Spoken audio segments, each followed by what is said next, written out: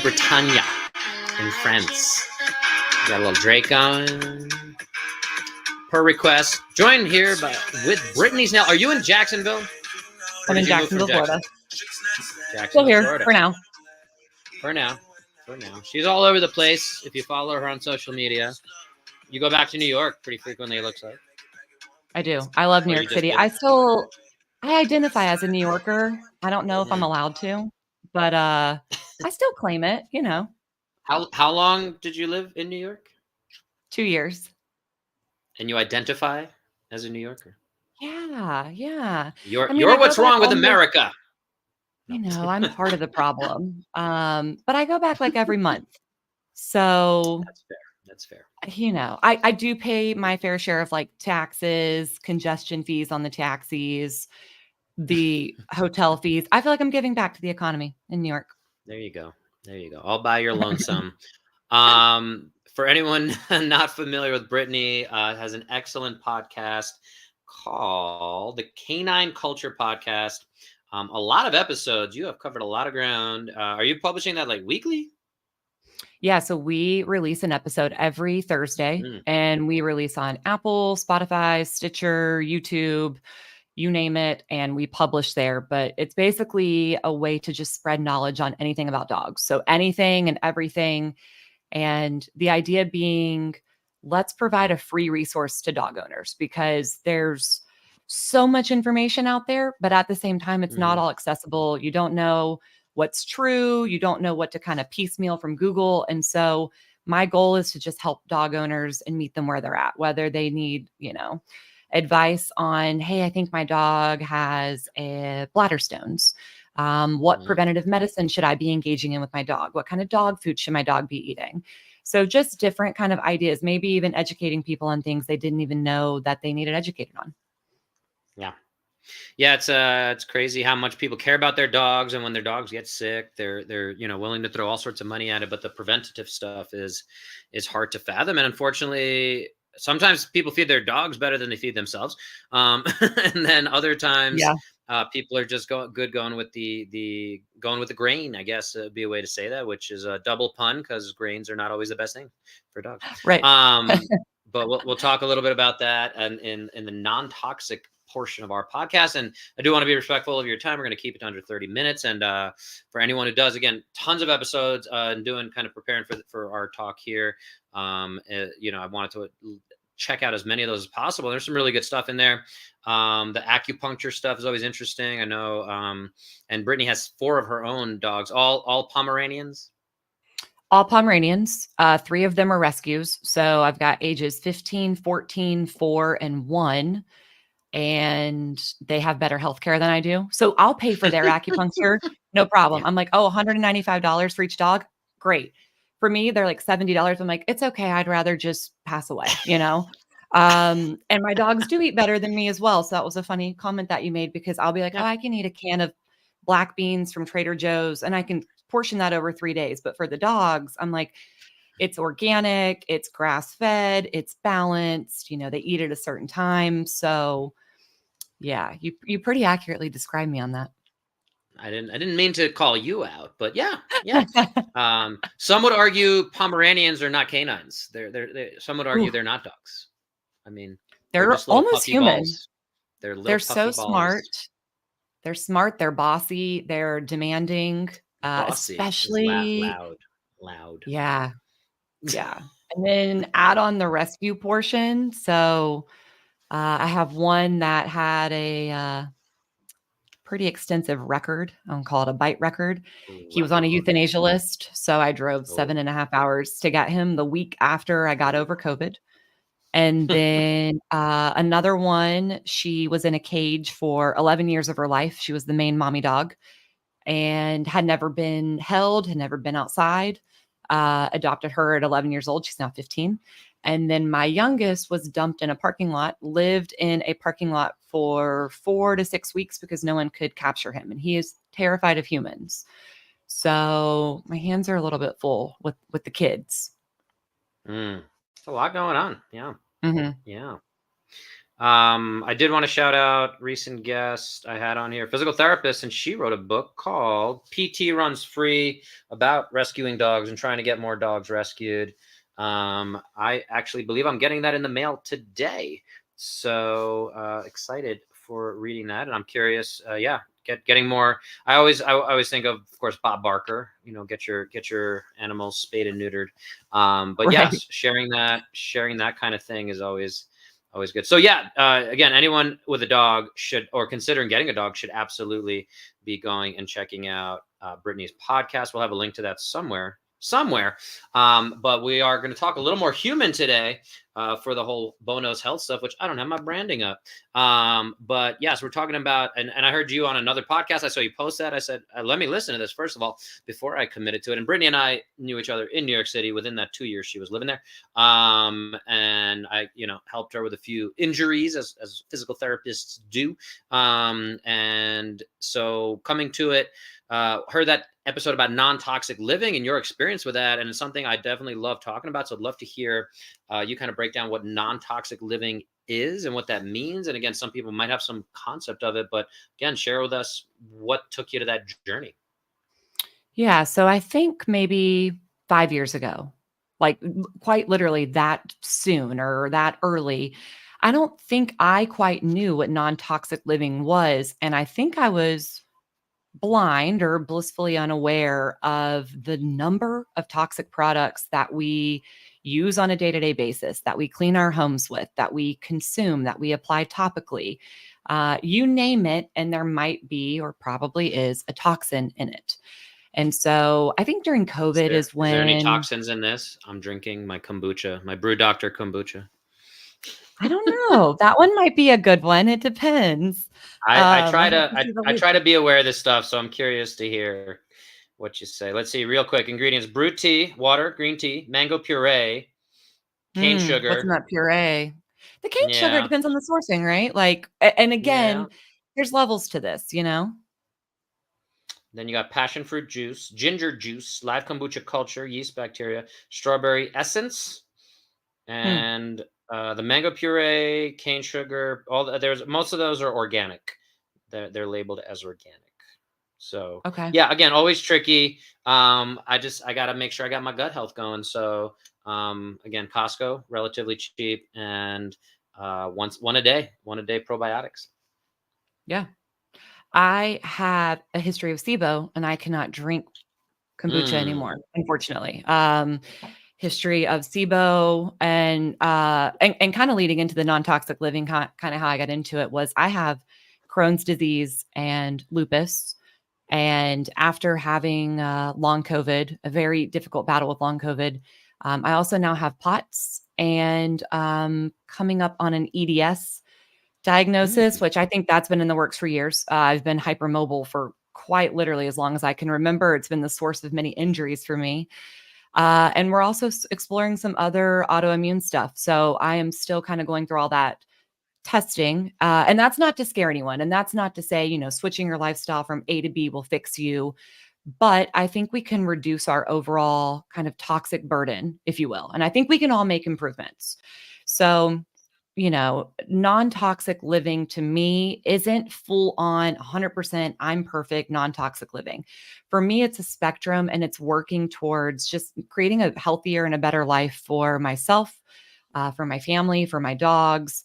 And so I think non toxic living can be implemented very slowly. And I think you can have priorities because at the end of the day, we're always going to have toxins. They're always going to be surrounded. You can't change every environmental factor. But I do think you can make smart changes to help you, whether it be with, hormone regulations. If you have hormone dysfunction, there might be a toxin in your home that's contributing to that.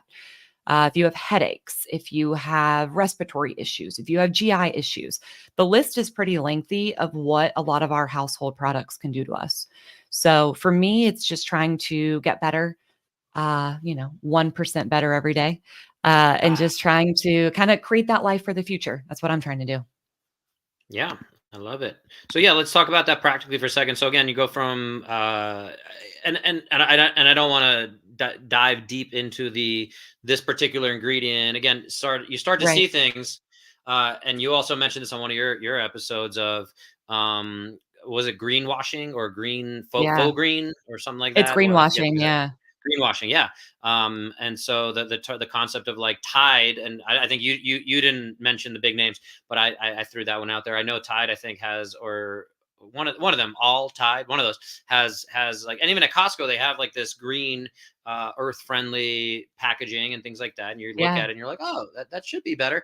I know there's like, is it Seventh Generation is actually a pretty good Mhm. brand, and so stuff like that where you start to understand. So yeah, we don't need to dive into like parabens and aluminum in deodorant and things like that, but it's interesting as you start to see, what are the health effects, what are the resources you can trust. So I guess that's the bigger question is, yeah, where do you go for these resources? Because I will say, I love that you have these kind of alternative experts on your show, because the evidence is pretty hard to have for acupuncture of dogs. Like, I don't know how many Right. studies are getting done of a 15-year-old Pomeranian, and how acupuncture might help that dog. And you have your lived Right. experience too, and folks should hear that of like, and again, I'm a bit of a skeptic when it comes to some of this stuff too. I do dry needling here in Mhm. what I could not do in New York, but dry needling, putting needles into people, and I've considered, and I did my recent episode with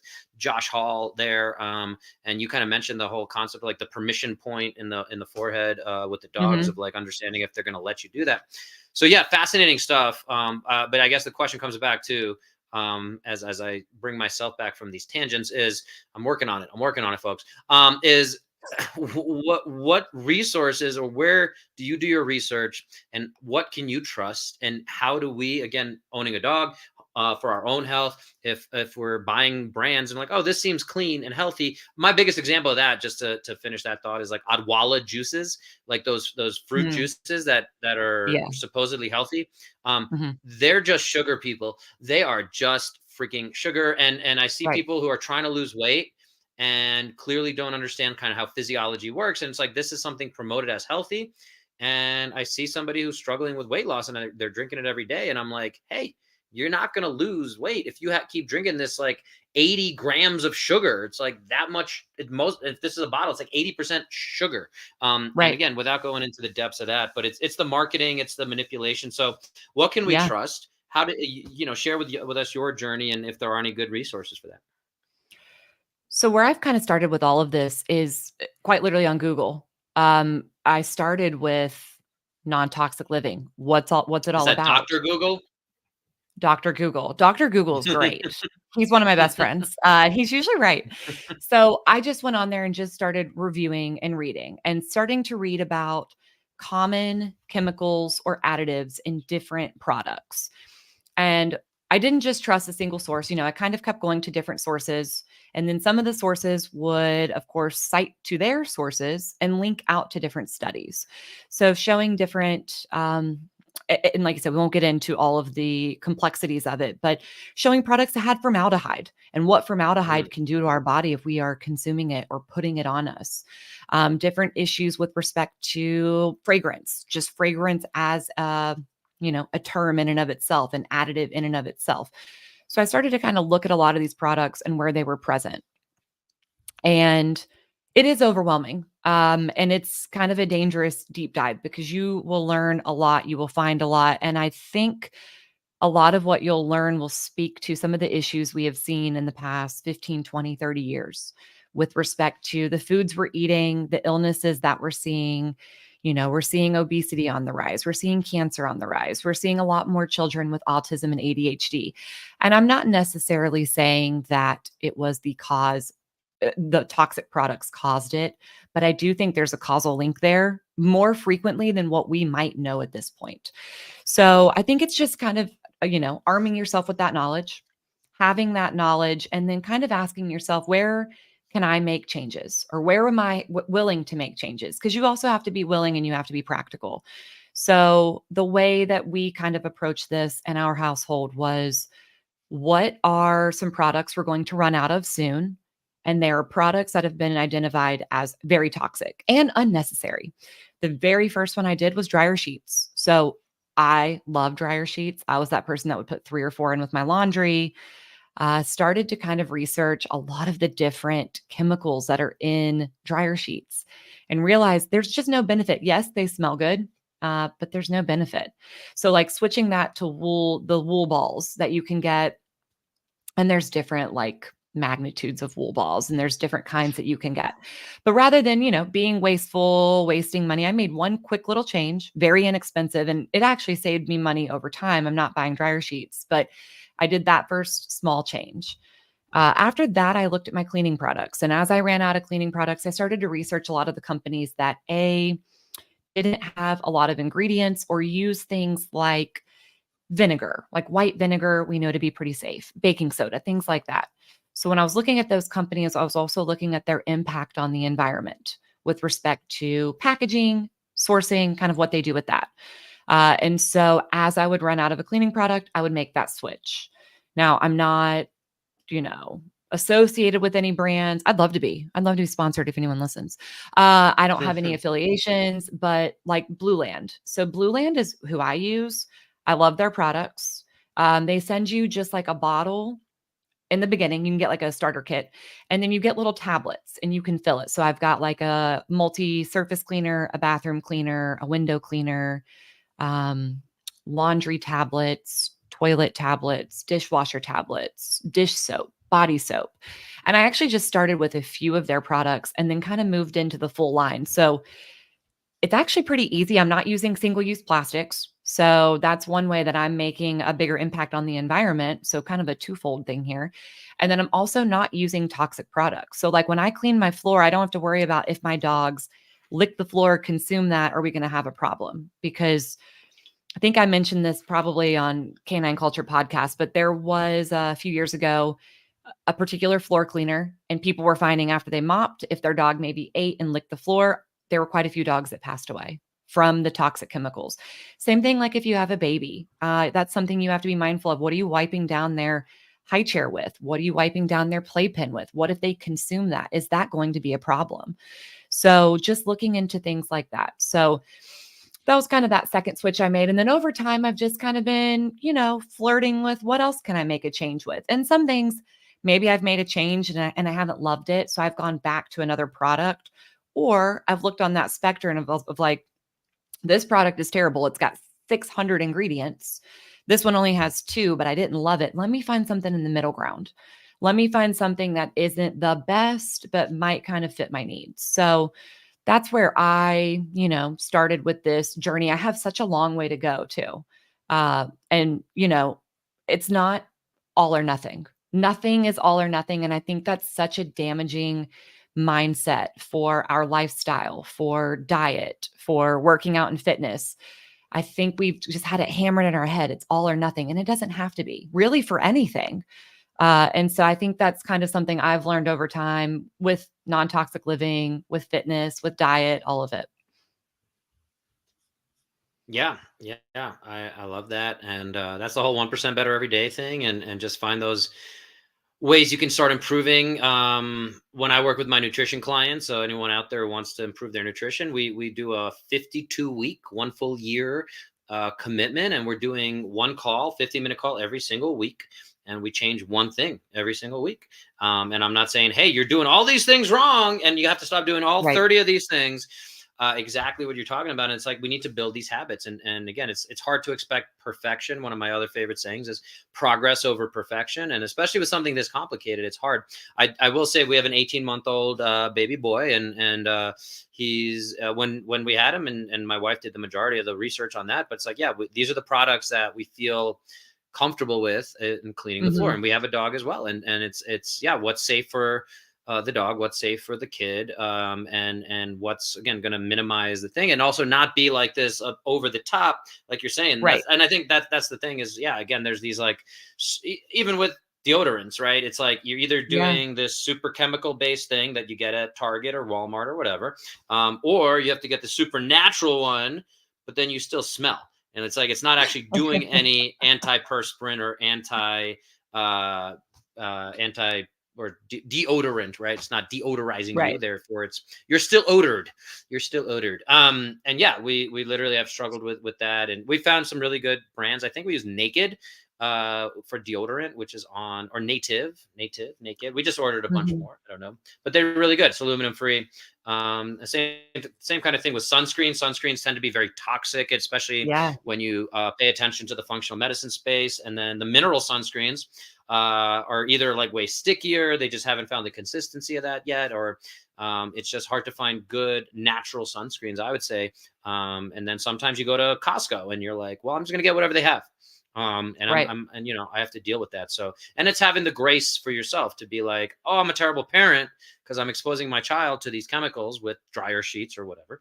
And Mhm. so, yeah, it's a little tricky to balance it all out. But I do appreciate that message and want to really highlight that. Yeah, it's progress over perfection. It doesn't have to be Mhm. all or nothing. It's starting to improve things little by little. And then as you start to feel better, hopefully, and you start to notice change, I think that's the other hard part with this toxic conversation is Right. people are skeptical. It's harder to just like be like, oh, I unplugged all the Wi-Fi in my house and now I feel great. It's like it doesn't work like that usually. Right. What's the cellular damage that's happening? What's the disease mechanisms, all this chronic disease we're talking about. So I appreciate that there's that perspective on it all. And again, to you mentioned some of the diagnoses you have going on, and I think that it's a good perspective to have of you're not necessarily going to cure and reverse all of these things. But maybe you're slowing things down. Right. Depending on, again, how we don't know how much, again, I think I already called out Tide, but like using Tide is going to move you in the wrong direction versus eliminating Tide is going to move you in the right direction. It's hard to say what percentages there are. And I always try to have that conversation. Unfortunately, that stuff doesn't sell. It's like, eliminate these Mhm. 3 things right now and you'll live Right. forever, or like you'll extend your life 27 years. And like, unfortunately, it doesn't work like that. We wish it did. But yeah, Yeah. it's subtle, it's nuanced. Where is this money worth spending? Even the difference between Mhm. organic vegetables and not, there's the dirty dozen, there's the clean 15. Right. Understanding those concepts, it's like you don't have to get organic everything. Exactly. Organic eggs, for instance, are pretty stupid. Usually, I don't think they're usually worth the money versus pasture raised. If anyone understands what I have this conversation with almost every person when we start this down this path of vegetarian fed chickens is not natural. Chickens are not vegetarians. They're meant to be omnivores. And now you're getting a chicken that's probably less healthy than a chicken who's eating its natural way. So anyway, I'm sorry. I went on another tangent. No, that's okay. I mean, I think, you got into the diet aspect for humans. And I think for humans and dogs, we're seeing paradigm shifts. So I think we are, and I'm not saying we have to be woke. I'm not saying we are woke. Quite frankly, I hate that term because what does that mean? It means something different for everyone. But I think we're It becoming means more you should not knowledgeable. identify as a New Yorker. That's what it means. I can't do it. I can't do it. You're going to have to protest outside of my house with a Okay. pitchfork. But just this idea of paradigm shifting. So let's think about our diets. We still have the food pyramid. And I think most of us know that the food pyramid is probably not our best bet. They did get rid of the food pyramid in like 2005 or something. The But food it's pyramid was like in still the everywhere. 90s. It's All right, still fair. everywhere, and it's still taught, and I'm not gonna speak poorly of anywhere. It is still taught in a lot of schools in Ohio, Yeah. West Virginia, Florida, and I know a lot of people who are, gosh, I'll say 30 and up, they still talk about the food pyramid. They still talk about, "Well, I need all of these breads. I need a bread with every meal. I need," and, we can kinda go on with some of the chaos of that. But this idea of paradigm shifting for yourself, for your pets, whether it be with respect to how you're eating and what you're eating and the sourcing of that, whether it be with the preconceptions you have around fitness and working out, or whether it be about your lifestyle and kind of moving towards a non toxic living or less toxic living lifestyle. But now is the day and age that we are equipped with a lot of knowledge, a lot of free knowledge, and we have the ability to kind of parse through it, take what we want from it, and just become better. So, Yeah, I love that. I love that. Yeah. So, and then what other changes have you found, or do? And I kind of asked you for some resources other than Dr. Google. I don't, I but yeah. know, I know. There's a few Instagram accounts that I like, and I hate to say that because you're like, oh, cool, an influencer. And I don't think these people ever started as influencers. And I don't want to plug them because there was some uncomfortability when I did that previously.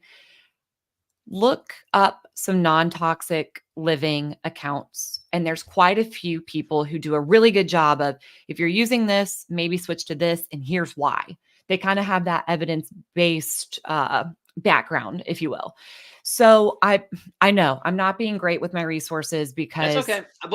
there's so That's many. why I'm bringing that question up, because if you've done Yeah, more of the research there, I think it's just so overwhelming, and I think it's an important perspective to know that it's hard to find the resources. But I think maybe a bigger question would be, how do we start to look out for things? What when we see somebody who's an influencer saying, "Hey, don't." Take this type of chemical. If you see this in the ingredients, make sure you don't do that, but here's one that you should take, and I happen to be selling that right now. So and again, sometimes that's fine, but other right. times I think that's where we get into. So I don't know if there's anything like that where obviously financial incentives and sponsorships and discount codes are problematic. I don't know if you have anything else that you would say to look out for in that regard. I actually sway away from if someone says this is a paid ad and Hmm. I should look into it more. I'm actually more inclined to just keep scrolling or to look away. And so if you're trying to sell me something, I'm a little more weary of it and I'm going to go do a little bit more research and be like, okay, what chemicals are they truly talking about? Let me look at each one, see what kind of pops up for that. Who's the source of who put out that information and start looking into that myself. And I know you kind of talked about some other switches that I've made. So a big one is switching from uh, a lot of cookware over to maybe cast iron or Mm, stainless steel. So getting rid of that non-stick. I think over time we've learned that yes, that seemed like a great product at the time, but we're learning that a lot of the chemicals that are in that are very damaging. They're endocrine yeah. disruptors. They wreak havoc on our bodies. So Right. that's one switch I made. Plastic Tupperware, switching to glass. And that Hmm. took a 4-year commitment for me just because I didn't want to spend the money until I said, okay, let me destroy my plastic Tupperware. I need every bottle or bowl to be covered in spaghetti sauce, and then I'll make the switch to glass. So that's kind of another one. And that's just a natural progression of something that I kind of switched or upgraded, if you will. So that's kind of another one that I was looking at. And then, gosh, you already mentioned deodorant, which with deodorant, I still kind of toy with all the different less toxic or non-toxic deodorants because they don't all work. And our bodies are so Hmm. different too. So it kind of depends on the person. But I know for me, I've been experimenting with quite a few. And I think we're fortunate to have quite a few companies coming out with things that are aluminum free or, there's a few other additives that companies are removing. So even just kind of perusing, like if I'm at a Walmart, a Target, a Publix, a Trader Joe's, maybe comparing two products side by side and looking at the differentiation in the ingredients. If one Hmm. has 10 extra ingredients, especially if they're ingredients that I can't read, if it makes financial sense, I might purchase that other product. And if it doesn't make financial sense, then I'll find somewhere else to kind of make up for that. So that's just some of the things that I've, kind of done with it. Love it. Yeah. I don't know. You probably might be familiar. Flav City, Bobby Parrish. You know that dude? Hmm. Hmm. Yeah, I think he's actually lives in Florida, somewhere in Florida too. So I don't know how far he is from you, but you guys should go hang out. But yeah, he goes to the Costco. He does a lot of the Costco, like Best Buy's a Costco thing. But he has a Bobby approved app, and I know he has done a lot on a couple of videos throughout the years, and he changes some of as the science updates. I applaud guys like him who stay current on the science. So they're like, hey, we used to do BPA bottles or whatever, kind of what you're talking about. And Right. and and now we definitely avoid that. But yeah, he's done a few of those where he points out some of the chemicals that are in certain, especially like, yeah, personal cleaning products and things like that. So I just actually saw one of those videos recently. So yeah, that's one of my favorite resources. And he has a Bobby approved app, which I don't know if that includes the like skincare stuff as well, but that he also includes they do a lot of food for sure. Okay. And one of the big things, takeaways I've always had for skincare products is, because our skin, most people don't understand, is very absorbent. And if you put it on your skin, it's probably going to get into your system, your body, into your blood flow. So one of the biggest things, and it's not 100% true all the time, but yeah, if you look at the ingredients and or you are not willing to eat that product, then you probably don't want to be putting it on, even as deodorant. Like, not that I expect you to be, having a side of deodorant as an appetizer with your dinner, but the point being that, yeah, that the ingredients have stuff in there that you're like, I don't know if that's pretty good for my body, but I'm willing to put on my skin. But you're not willing to eat it, not in the sense of it's tasty, but for anyone not getting that concept. But yeah, that's something that I've always liked in that skincare conversation when it comes to these paleo primal concepts, is like that, and some of these brands, I think Hush, is it Hush? Lush is the big, yeah, they do a lot of stuff where it's like made out of a combination of, that's expensive, and a lot of their stuff is marketing kind of stuff, but I've definitely liked some of the products over the years, but most of their products, I think, are very natural, and it's like this is a combination of apricot and cranberry and whatever, and it can be like something to think about, and again, has to figure out where it fits into your budget and things like that. But yeah, so I do want to be respectful of your time. You said you had a little bit of time limit, so we are coming up on that 31-minute mark. So yeah, any other big thoughts? Appreciate you spending time here, but any other big takeaways, and other than your podcast, anything else to promote? Nothing else to really promote, but on the topic of skincare, a thought. We have overcomplicated skincare. We have overcomplicated the different products we use. And so you mentioning that, we can go back to something as basic as coconut oil. Coconut oil is a moisturizer, a hair mask. Anyone does oil pulling, and I don't know of the science behind oil pulling. I do it occasionally. There is none. I've looked into it. I've looked into it. I actually practice it from time to time. I think it makes sense intuitively. I feel better. I'll be honest with it. For anyone not familiar, you put a tablespoon of coconut oil in your mouth and you swish it around for 20 minutes. The theory is you're pulling some of the toxins out of your gums, which is an interesting place.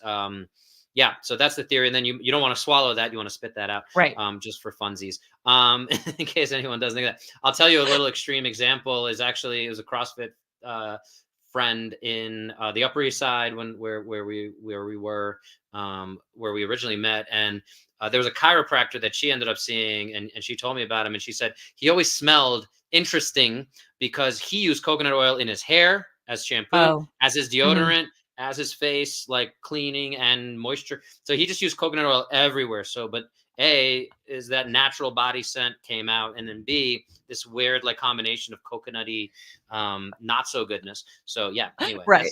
That's the extreme. Again, that's that all or nothing. Yeah, exactly. Yeah. So, I mean, but that's really it. Just, not being hard on yourself, giving yourself grace, and understanding that whatever you choose to do, it's not a one size fits all. And as long as it feels right for you and your family, and you're comfortable with that change, make the change, try it out. And nothing has to be permanent. I try something out. I don't like it. Cool. I'll go back to what I was doing. No harm, no foul. So, yeah. Go to my link on Thrive Market. No, I don't have that. Same thing. I would totally do that with Thrive Market. Thrive Market is another good resource, guys. They tend to not have anything that is overly chemically, if you want to call it that, kind of what we're talking about, the over toxic load.